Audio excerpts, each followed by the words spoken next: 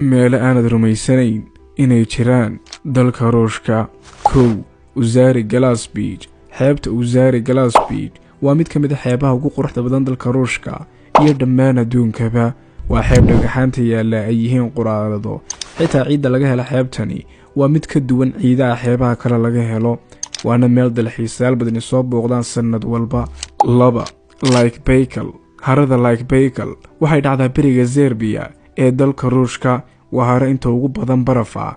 biyaha haradani waa qaar nadiif ah xilliga kululaha, sidoo kale waxay aad u qurux badan tahay markay tahay winterka amba qaboobaha. waa meel alaaba dalxiisayaal fara badan soo booqdaan sanad walba.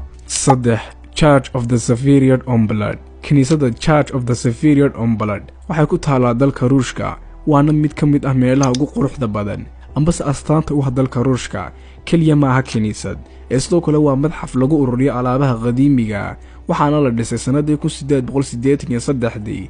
waana meel dalxiisayaal badan soo booqdaan. haddaba daawada su'aal, saddexda meelood soo sheegay midkeebaad ku dalxiis lahayd adigu haddii aad tagto wadanka Ruushka? commentiga hoose noogu sheeg.